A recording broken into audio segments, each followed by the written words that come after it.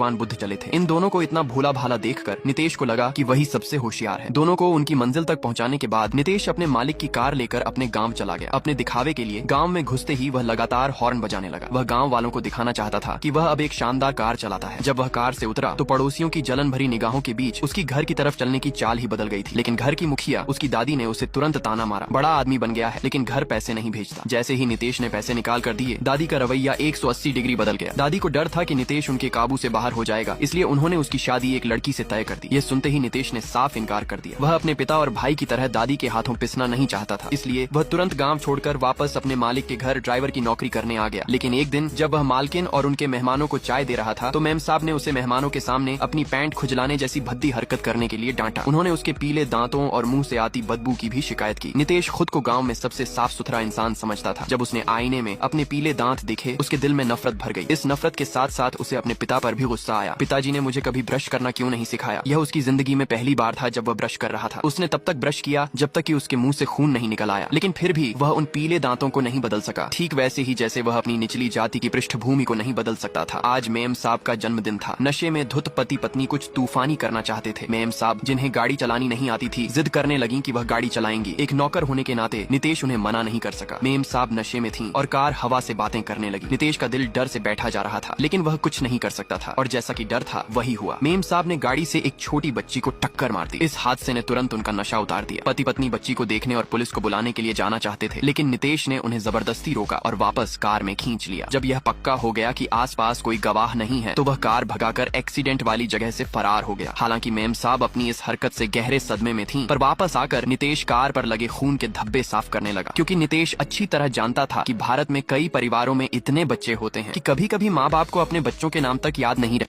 नितेश मन ही मन सोच रहा था कि कोई पुलिस में शिकायत नहीं करेगा, और अगर किसी ने की भी तो पुलिस गरीब लोगों के मामले को गंभीरता से नहीं लेगी। उसे लगा कि उसने बहुत समझदारी का काम किया है। उसे लगा कि इससे मालिक का परिवार उसे खास मानने लगेगा। हुआ भी यही। अगले दिन मालिक के पिता ने इस काम के लिए नितेश की तारीफ की। मालिक के परिवार ने अपनी आदत के खिलाफ जाकर नितेश से बड़ी नजदीकी दिखाई, यहाँ तक कह दिया, आज से तुम हमारे परिवार का हिस्सा हो। नितेश को कोई हैरानी नहीं हुई, क्योंकि वह जानता था कि यह सब कल रात की उसकी समझदारी का इनाम है। लेकिन अगले ही पल मालिक के भाई ने एक कन्फेशन लेटर निकाला। अगर किसी ने पुलिस में शिकायत की तो नितेश को बलि का बकरा बनाया जाएगा। उसे सपने में भी उम्मीद नहीं थी कि उसकी वफादारी का ऐसा दिल दहला देने वाला सिला मिलेगा। पर उसे सबसे बड़ा झटका तब लगा जब उसने देखा कि उसकी दादी ने भी कुछ पैसों के बदले उस इकरारनामे पर दस्तखत कर दिए थे। यह नितेश को मौत के मुंह में धकेलने जैसा था। उसने अपने मालिक की तरफ देखा, लेकिन मालिक ने शर्मिंदगी के मारे अपनी नजरें झुका ली। नितेश समझ गया कि उसके पास कोई और रास्ता नहीं है, उसे इकरारनामे पर दस्तखत करने ही पड़े। वह फिर भी मुस्कुरा रहा था, अपनी ही होशियारी पर हंस रहा था जिसने आज उसे फंसा दिया था। उस दिन